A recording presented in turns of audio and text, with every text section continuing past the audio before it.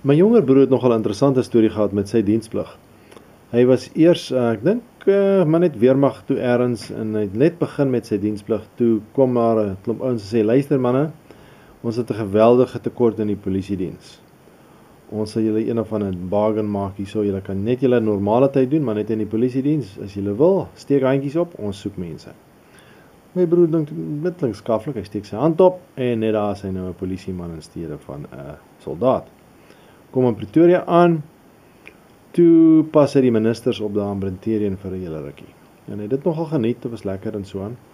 En toe kom daar 'n interessante storie, nee, ons het iemand nodig om diens te doen by die lijkshuis.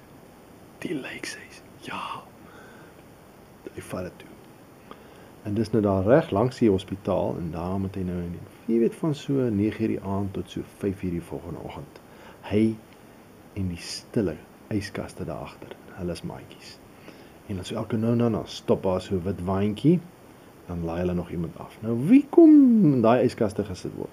Dis natuurlik al die lyke wat jy so onder die bosse versamel, wat jy nie weet wie se is nie, of moordsake, of sulke interessante goeters.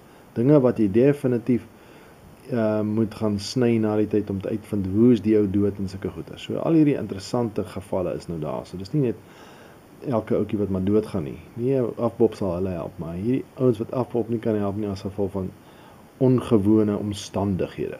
Hulle kom so toe. So natuurlik het my broer dit nogal geniet as sy pellies kom kuier dan. Vat hulle, kom ek wil 'n bietjie dinge of twee gaan wys.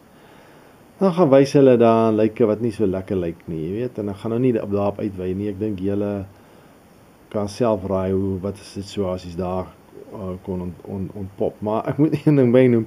Eendag toe is hy en 'n ander ouetjie aan diens en daar kom iemand kuier. Ek dink dit was vir die ander ouetjie gewees. Hy sê, "Oké, kom sit my gou in die lyk in een van hierdie yskaste." En hy lê daar soos 'n handjies gevou of so dinge, gooi die laken oor hom. Stoot hom in die yskas en toep, maak toe. Gaan vir toe. "Yes ouens. Hey, julle vir my kom kuier." "Nee, cool. Hey, wil julle 'n bietjie lyke kom kyk?" "Ja, oké, kom saam." Dis daar agter na die lijkhuis toe. En natuurlik kyk hulle so 'n paar hulle maag draai soos hulle die goeie sien. Hier's nog een wat ek julle moet wys. Ek kan nie eintlik agterkom wat hier gebeur. Hy het seker gif gedrink of iets. Ja, laat ons sien. Trek dit uit, doodstil. Trek hy laken af. Wah! Spring my by uit. Woah! Gully ouens hulle vrek daar so natuurlik. Dis nou ons tipe pret daai. Maar nou, hier kom met een wat ons my broer gevang. Nou ons weet hy's altyd elke aand so gerattel as hy daar op sy diensplig moet doen daarso. So ons ken die ou kantoortjie goed daarvoor en so en in die venster is altyd so oop want dis bietjie warm in die kantoor en so. My broer, oudste broer natuurlik, hy wil 'n bietjie gaan toets om te sien hoe braaf is die mannetjie. Jong, en hy sit daar onder die venster en dan vat hy 'n tak. Krap hom so teen die venster. My broer kyk die stories uit, maar die wind waai dan nie. Wat gaan hier aan? Is dit nou een van die geeste wat terugkom om die dinge hier te kom uitsort?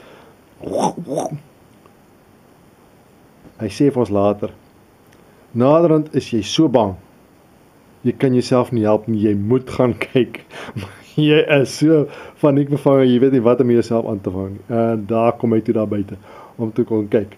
En hy kyk so en daar gaan niks aan die dis toe, waar my oudste broer vir hom laat les op sê met 'n verrassingkie daar van agter in 'n hoekie.